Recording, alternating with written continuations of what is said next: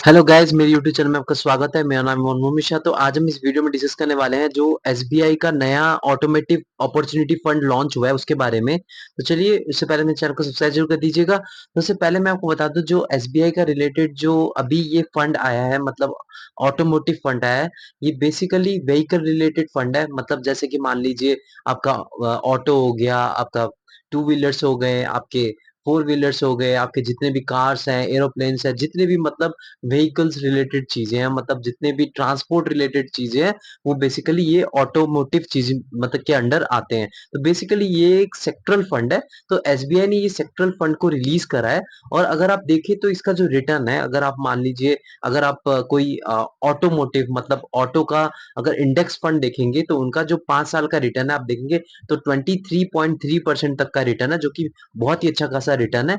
और अगर आप देखें तो इंडिया में इंडिया की जो पॉपुलेशन है ये बहुत ही बड़ी है, बहुत ही ज्यादा है ऑल ओवर वर्ल्ड में। और इंडिया को third largest producer of vehicles का माना गया है। मतलब जो मतलब अगर नंबर वन पे देखें तो यूएसए है, नंबर टू पे आपका चाइना है, और नंबर थ्री पे इंडिया आता है। तो आप देख पा रहे हो कि जो इंडिया में व्हीकल्स के रिलेटेड मतलब जितने भी ऑटोमोबाइल चीजें हैं, वो सारे उस सारे का जो डेवलपमेंट है बहुत तेजी से हो रहा है और आगे भी होता रहेगा। और अगर इंडिया में वैसे एक बड़ी कंपनीज देख सुना होगा आपने, जैसे हो गया आपका मारुति सुजुकी, टाटा मोटर्स, फिर आपका महिंद्रा। तो ऐसे कई सारी बड़ी कंपनीज है जो इस व्हीकल्स में काम कर रही है, मतलब ऑटोमोबाइल के में के डेवलपमेंट में काम कर रही है। और आपने एक और चीज भी सुना होगा अभी रिसेंटली, जो इलेक्ट्रिक रिलेटेड जितने भी व्हीकल्स हैं, जैसे इलेक्ट्रिक आपकी स्कूटी हो गई, इलेक्ट्रिक बाइक हो गई, अब इलेक्ट्रिक के आपको ऑटोज भी मिल रहे हैं। तो ऐसे इलेक्ट्रिक बेस्ड जितनी भी अभी मतलब फ्यूचर में जो जितनी भी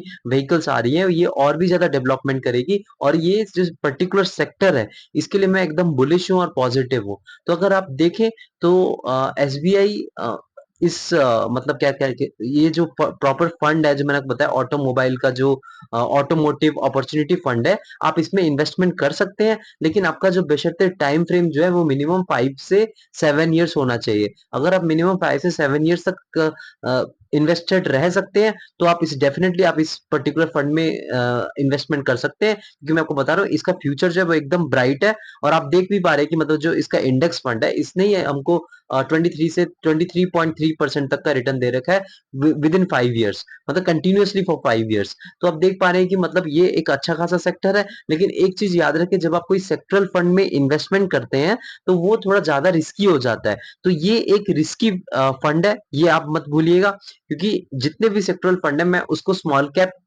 फंड के साथ कंसिडर करता हूँ। लेकिन कुछ कुछ सेक्टरल फंड्स है जिसको मैं मानता हूँ कि आप मिड कैप का जितना टाइम हॉरिजन है आप उसको दे सकते हैं। जैसे मान लीजिए 5 से 7 साल।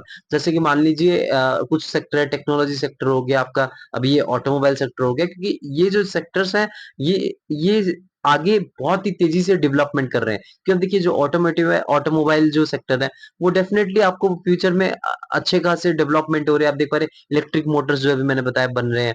उसके बाद आपका टेक्नोलॉजी सेक्टर है, जैसे आईटी रिलेटेड सेक्टर है। तो उसमें अगर देख रहे हैं मशीन लर्निंग हो गया, रोबोटिक्स हो गया, उसके बाद आपका आर्टिफिशियल इंटेलिजेंस हो गया, ब्लॉकचेन टेक्नोलॉजी जो क्रिप्टो करेंसीज में यूज हो रहा है। तो ऐसे कई सारे टेक्नोलॉजीज हैं जिसका फ्यूचर आपको हमको ब्राइट दिख रहा है। तो इन चीजों में जब आप इन्वेस्टमेंट करते हैं, तो आप थोड़ा खुद भी कॉन्फिडेंट रहते हैं कि हाँ, इनका फ्यूचर ब्राइट है और थोड़ा सिक्योर है, तब इसमें इन्वेस्टमेंट करते हैं। तो अगर आप ये एसबीआई का जो ऑटोमेटिव जो अपॉर्चुनिटी फंड अभी जो रिलीज हुआ है, इसमें अगर आप इन्वेस्टमेंट करते हैं तो डेफिनेटली आपको अच्छा खासा रिटर्न लेगा, बशर्ते आपको टाइम फ्रेम 5 से 7 साल तक रखना पड़ेगा। और एक और बात मैं बताता हूँ, मुझे इसका जो एसआईपी है, वो या तो 100 रुपीज से शुरू होगा या तो 500 रुपीज से शुरू होगा ज्यादा से ज्यादा। तो ये ओवरऑल मैंने आपको डिटेल बता दी है। लेकिन आप अपने हिसाब से रिसर्च करके ही इन्वेस्टमेंट करिएगा, ये नहीं कि मैंने बता दिया और आपने इन्वेस्टमेंट शुरू कर दिया। तो मेरे चैनल को सब्सक्राइब जरूर कर दीजिएगा, मैं ऐसे वीडियो लाता रहूंगा। Thank you.